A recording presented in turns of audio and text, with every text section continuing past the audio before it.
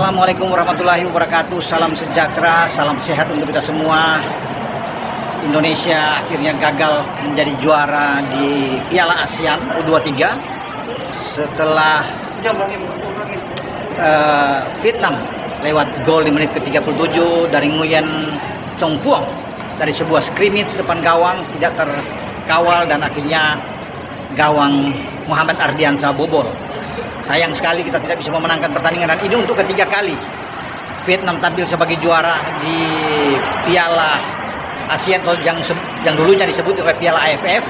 Mereka hat-trick, dan kemenangan ini spesial buat Vietnam karena mereka melakukan itu di GBK, di mana tim U23 kita itu didukung penuh sekitar 35.000 penonton. Tapi ini tidak kuat untuk bisa memacu motivasi dari Muhammad Ferrari dan kawan-kawan. Bahkan kita kesulitan untuk bisa menembus pertahanan dari Vietnam yang dikawal dengan ketat oleh Nguyen Van Minh, dan mereka terorganize dengan baik ya, rapi sekali bermain.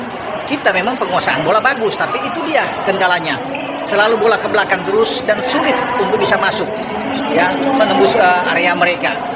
Transisi permainan kita juga kurang, apalagi kalau bicara dengan penyelesaian. Walaupun Jan Sravan ada di depan, di tengah memang tidak jalan sama sekali. Ketika Arkan masuk di 10 menit terakhir, ini tidak membantu. Mestinya Arkan dari awal ya, di babak kedua masuk, karena Dion itu praktis tidak berkembang. Tetapi dia masuk di menit-menit akhir, tidak ada gunanya sama sekali. Kemudian pergantian dari Arjuna juga dengan Hoki masuk juga sudah telat.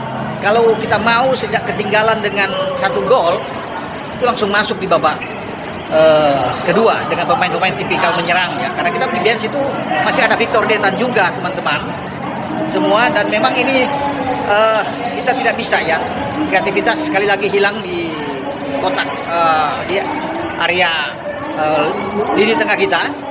Itu yang menjadi kendala, bahwa pemain-pemain kita tidak bisa berbuat banyak menghadapi rapinya pertahanan lini tengah dari Vietnam yang luar biasa. Mereka diperkuat oleh pemain-pemain yang punya pengalaman di level senior seperti Quat Van Kang, ada Nguyen Big ya di sana ya, Nguyen Dinh Bach ya. Kemudian ada Nguyen Xuan Bach juga, ada Nguyen Van Truong. Dan ini pemain-pemain bagus yang sudah bermain di level senior teman-teman. Dan kita bisa melihat ya, bahwa bola lebih banyak mengalir terus ke belakang, tetapi kita sulit untuk bisa masuk membuka ruang lawan ya. Ya, ini gampang sekali terbaca pergerakan dari Jan Sravan dalam pertandingan ini. Kita harus mengakui bahwa Vietnam memang layak untuk bisa menjadi juara di ajang ASEAN Cup U23 kita. Ya, mereka bisa melepaskan 6 tembakan, 2 on target dan 1 mencetak gol. Kita juga ada sekitar 7-8 tembakan, 2 on target, dan ini memang sangat sulit buat kita. Pelajaran penting bagi timnas U23 kita di bawah Gerard Vandenberg, dan harus berbena karena kita pada bulan September akan bermain di kualifikasi Piala Asia U23 di Sidoarjo, Jawa Timur, dan harus dipilih pemain-pemain terbaik untuk bisa tampil, karena Korea Selatan menjadi lawan kita di kualifikasi Piala Asia teman-teman ya. Kalau bicara dengan Macau dan Laos pasti kita bisa ambil, tetapi Korea hanya juara grup yang akan lolos nantinya di putaran final Piala Asia. Dan di sini kita bisa melihat ya, bahwa hanya beberapa pemain yang saya kira bisa dipertahankan untuk meneruskan ya di U23. Tetapi apapun itu tetap kita harus bisa mendukung tim nasional kita ya.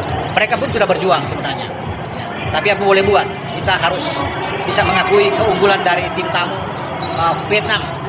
Jadi tidak boleh berkecil hati juga, karena masih ke depan ini masih muda-muda. Garuda muda kita terus bisa berkembang dengan baik sampai pada periode yang akan datang. Oke, dengan saya dari Stadion GBK berikan informasi tentang jalannya pertandingan yang nampaknya ini sudah keluar, karena banyak penonton juga sudah keluar dari VIP Barat dan VIP Timur meninggalkan stadion, karena memang sangat sulit bagi kita untuk bisa mencetak sebiji gol pun. Dengan saya Bung Ropan, ciao.